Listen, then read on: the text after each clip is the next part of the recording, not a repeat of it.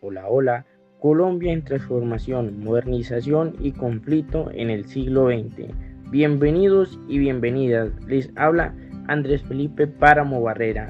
Nuevamente bienvenidos en este episodio titulado Colombia en transformación, modernización en el conflicto del siglo XX. Hoy correremos un siglo lleno de cambios, tensiones y desafíos donde la modernización del país avanzó al mismo tiempo que emergía profundas desigualdades y conflictos que marcaron nuestra historia. Empezamos con el proceso modernizador de Colombia.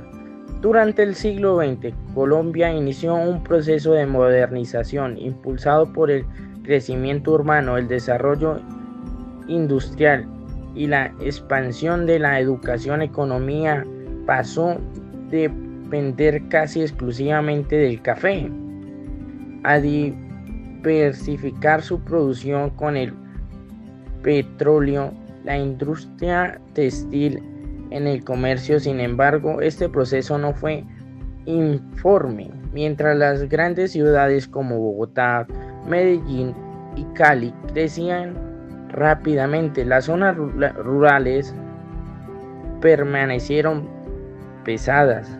Las brechas sociales se ampliaron y con ellas surgieron tensiones entre una élite económica centralizada y un pueblo que buscaba mayor participación y justicia social. También hablamos de la crisis política, el origen del conflicto armado. En el ámbito político del siglo XX comenzó bajo el dominio del bipartidismo entre liberales y conservadores. La falta de diálogo y los intereses de las élites llevaron a episodios violentos como la Guerra de Mil Días y más tarde la violencia en la década de 1950.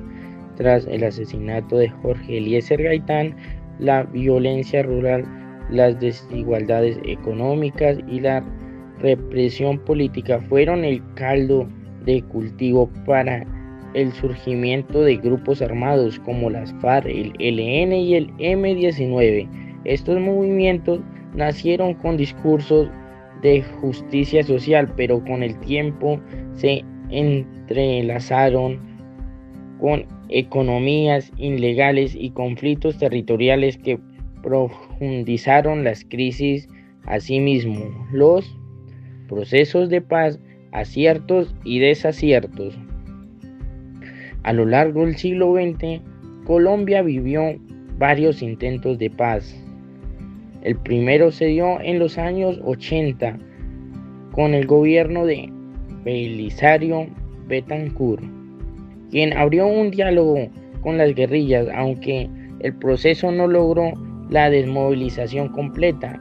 Sentó las bases para futuras negociaciones. En los 90 surgieron nuevos acuerdos con el M-19, que se convirtió en el movimiento político y participativo en las asambleas constituyentes de 1991. Este fue uno de los mayores aciertos del país, una constitución moderna, incluyente y centrada en los derechos humanos.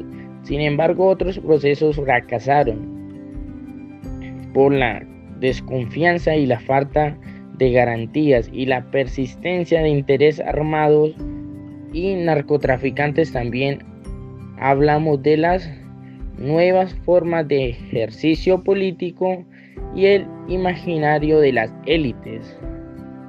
Con el nuevo siglo llegaron transformaciones en la forma de hacer política. Los movimientos sociales, los pueblos indígenas, las mujeres y las comunidades afrodescendientes comenzaron a clamar voz en las decisiones nacionales. Esto transformó imaginario político tradicional en las élites acostumbradas a centrar el poder, aunque persisten viejas prácticas clientelistas y en la desigualdad. La sociedad colombiana aprendió a valorar la participación ciudadana, la biodiversidad y el diálogo como caminos hacia la paz.